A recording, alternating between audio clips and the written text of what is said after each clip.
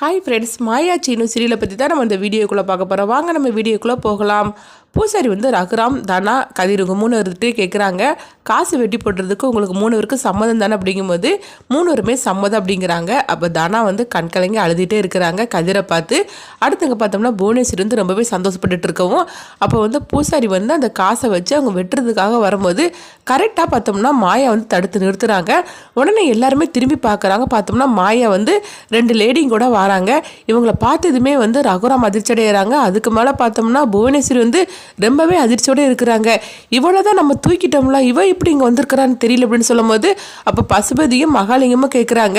என்ன புவனா, இவளை தான் நீ தூக்கிட்டேன்னு சொன்னீங்களா, இவ இப்படி இங்கே வந்திருக்கா அப்படிங்கவும் அதுதானே எனக்கு ஒன்றும் புரிய மாட்டேங்குது அப்படின்னு சொல்லிட்டு புவனேஸ்வரி ரொம்பவே பதட்டமாக இருந்துட்டு இருக்கிறாங்க. ஐயோ, இவ வந்தாக்கி இவ எல்லாத்தையுமே கெடுத்து போடுவான்னு சொல்லிதுன்னா இவளை நம்ம தூக்கணும், அப்படி இருந்தப்போ கூட கரெக்டான இடத்துல வந்துட்டால, இப்போ என்ன நடக்க போதோ தெரியல அப்படின்னு சொல்லிட்டு புவனேஸ்வரி ரொம்பவே பதட்டமாக இருக்கிறாங்க. அப்போ பசுபதி சொல்கிறாங்க,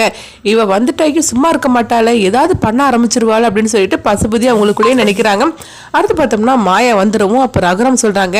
நீ எதுக்காக இங்கே வந்த, நீ என் பொண்ணோட வாழ்க்கையை தடுத்து நிறுத்ததுக்காக நீ எதுக்காக வந்த, நீ எது சொன்னாலும் சரிதான், நான் எடுத்த முடிவில் பின்வாங்கவே மாட்டேன் அப்படிங்கவும் அப்போ மாயா சொல்கிறாங்க, நான் பேசுறது இருக்கட்டும், நீங்கள் பேசுங்க மேடம் அப்படின்னு சொல்லவும் உடனே அவங்க 2 பேரும் பேசுகிறாங்க, நாங்கள் மகளிர் சங்கத்திலேருந்து வந்திருக்கிறோம், இது என்னது, இவங்க 2 பேரையும் பிரிக்கிறதுக்கு நீங்கள் யார் அப்படின்னு சொல்லி கேட்கும்போது அப்போ ரகுராம் சொல்கிறாங்க, நான் தனாவோட அப்பா, இது இந்த ஊர் பஞ்சாயத்தில் எடுத்த முடிவு, இது காலங்காலமாக நாங்கள் இப்படி தான் பண்ணிகிட்ருக்குறோம் அப்படிங்கும்போது,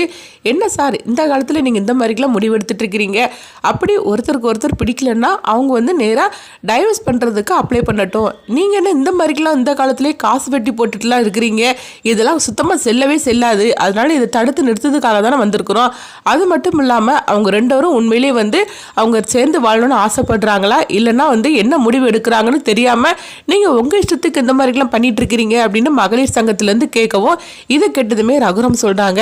என் பொண்ணோட முடிவு கேட்டு தான் அந்த மாதிரிக்கு நான் முடிவு எடுத்திருக்கிறேன், வேணும்னா நீங்களே கூட கேட்கலாம் அப்படிங்கும்போது அப்போ தனாட்டை அவங்க கேட்குறாங்க, ரெண்டு பேரும் கேட்குறாங்க, என்னம்மா உனக்கு கதிரை பிரியறதுக்கு சம்மதமா அப்படின்னு சொல்லி கேட்கும்போது தனா எதுவுமே பேசாமல் அவங்க அழ ஆரம்பிச்சிருந்தாங்க. இதை கொஞ்சமே எதிர்பார்க்காத ரகுராம் கேட்குறாங்க, என்ன தானா என்னாச்சுது, என்கிட்ட சொன்னே இல்லை அதே இவங்ககிட்டயும் சொல்லு அப்படிங்கும்போது அப்போ தானாவும் சொல்ல ஆரம்பிச்சிருந்தாங்க, ஆமாம் எங்கள் அப்பாவோட முடிவு தான் என்னுடைய முடிவு அப்படிங்கும்போது, சரி அப்படியே இருக்கட்டும், ஆனாலும் இந்த மாதிரிக்கெலாம் நீங்கள் பண்ணக்கூடாது, நீங்கள் நேரடியாக நீங்கள் டைவர்ஸ் பண்ணுறதுக்கு நீங்கள் அப்ளை பண்ணணும், அதுதான் செல்லுமே தவிர இப்படி நீங்கள் முடிவு எடுக்கிறதுலாம் செல்லவே செல்லாது, அதனால இதை தடுத்து நிறுத்ததுக்காக தான் நாங்கள் வந்திருக்கிறோம் அப்படிங்கவும் இது கேட்டதுமே ரகுராமும் ஊர்க்காரங்களும் அதிர்ச்சி அடைகிறாங்க. அப்போ ஊர்க்காரங்க சொல்கிறாங்க, மேடம் இது எங்கள் ஊர் வழக்கம், சொல்ல பொண்ணாக்கி அவங்க 2 பேருக்கும் மனசு ஒத்து போகலை, பிரியணும்னு சொல்லி முடிவெடுத்தா நாங்கள் இப்படி தான் காசை வெட்டி போடுவோம், அதுக்கப்புறமா அவங்க 2 பேரும் தனித்தனியாக பிரிஞ்சு போயிடணும், அவங்கவுங்க வாழ்க்கையை அவங்கவுங்க பார்த்துக்கிட வேண்டியதுதான், இதுதான் எங்களோட ஊருடைய வழக்கம் அப்படிங்கும்போது, நீங்கள் வேணால் ஊருடைய வழக்கமாக இருக்கலாம், ஆனால் இப்போம்லாம் இந்த மாதிரிக்கெலாம் பண்ணினீங்கன்னா செல்லாது,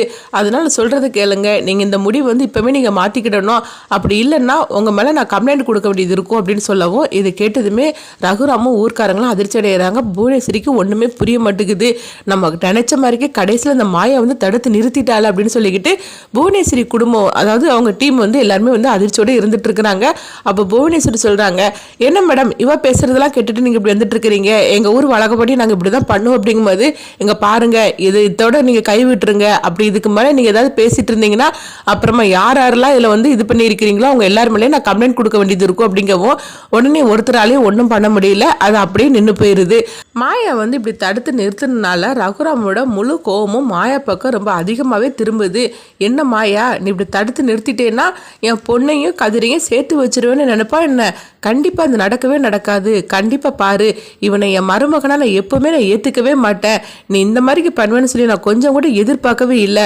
அப்படின்னு சொல்லிக்கிட்டு ரகுராம் மாயா மேலே ரொம்பவே கோவத்தோட போகிறாங்க. அடுத்து பார்த்தோம்னா மாயா